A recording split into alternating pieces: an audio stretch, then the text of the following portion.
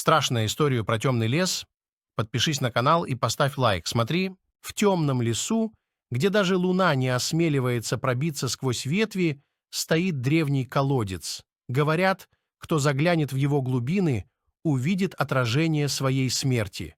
Однажды мальчик по имени Алексей, решивший проверить эту легенду, подошел к краю. Он уставился в черную бездну, и вдруг его лицо побледнело. С тех пор Алексей исчез, а в лесу стали слышаться шепот и плач, как будто сам колодец зовет следующую жертву.